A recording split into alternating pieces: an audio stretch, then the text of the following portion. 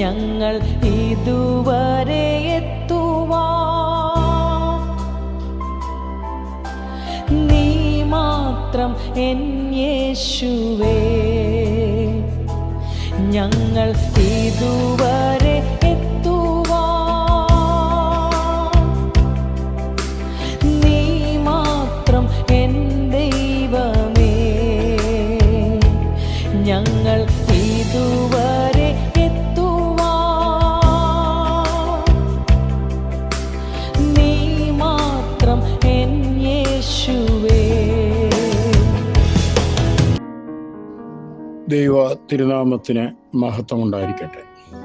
സ്നേഹമുള്ളവരെ, ജീവിതത്തിൽ പ്രശ്നങ്ങൾ നേരിടാത്തവരായി ആരുമില്ല.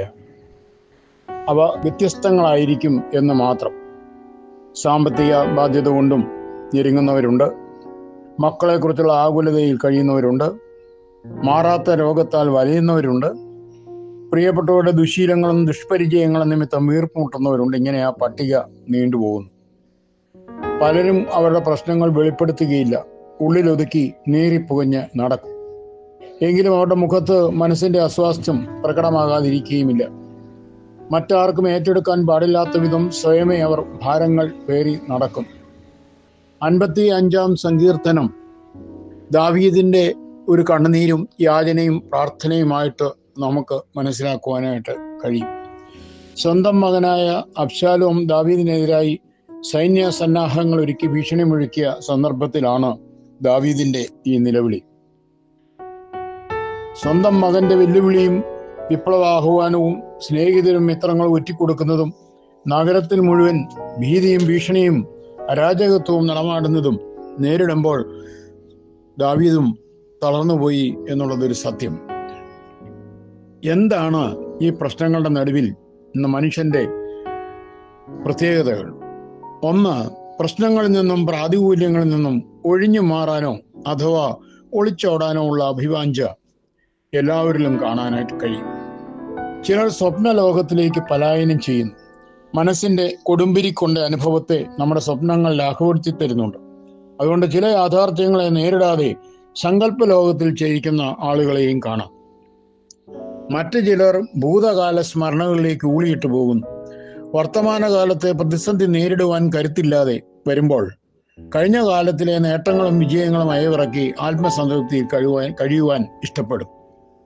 ചിലർ രോഗത്തിലേക്ക് വഴുതി മാറും. രൂക്ഷമായ തലവേദന, ബോധക്ഷയം, അവയവങ്ങൾക്ക് ബലക്ഷയം തുടങ്ങി വളരെയധികം പ്രയാസപ്പെടുന്ന ആളുകളുമുണ്ട്. ചിലർ നിഷ്ക്രിയത്വത്തിലേക്ക് നീങ്ങുകയാണ്. ഒന്നും ചെയ്യാൻ ഉത്സാഹമില്ലാതെ നിശബ്ദരായും നിഷ്ക്രിയരായും ഇരിക്കുന്ന അവസ്ഥ. ചിലർ മദ്യത്തിലേക്കും മയക്കുമരുന്നിലേക്കും തിരിയുന്നു. ആത്മഹത്യയിലേക്ക് ഓടിപ്പോകുന്നവരും ഉണ്ട്. ഇവിടെ അറിയേണ്ടത്, ജീവിതത്തിൽ നിന്ന് ഒളിച്ചോടാനല്ല ദൈവം നമ്മെ നിയോഗിച്ചിരിക്കുന്നത്. ചില ബലഹീന നിമിഷത്തിൽ അതിനുള്ള പ്രേരണ നമുക്കുണ്ടായി എന്ന് വരാം, എന്നാൽ അത് പ്രശ്നങ്ങൾക്കുള്ള പരിഹാരമല്ല. ദാവീദും അല്പസമയത്തേക്ക് അങ്ങനെ ചിന്തിച്ചെങ്കിലും അതിൽ നിന്ന് വേഗം പിന്മാറുന്നതായിട്ട് നമുക്ക് കാണുവാനായിട്ട് കഴിയും. 17-ാം വാക്യത്തിൽ, ഞാൻ വൈകുന്നേരത്തും കാലത്തും ഉച്ചയ്ക്കും സങ്കടം ബോധിപ്പിച്ചു കരയും, അവൻ എൻ്റെ പ്രാർത്ഥന കേൾക്കുമെന്ന് ദാവീദ് പറയും.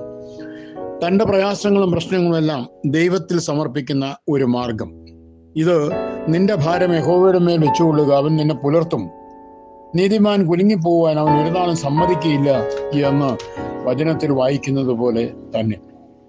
വലിയ ഭാരങ്ങൾ വഹിച്ചുകൊണ്ട് യാത്ര ചെയ്യുന്ന മരുഭൂമിയിലെ കപ്പലെന്ന് വിശേഷിപ്പിക്കപ്പെടുന്ന ഒട്ടകത്തിൽ നിന്ന് നമുക്കൊരു പാഠം മനസ്സിലാക്കാം.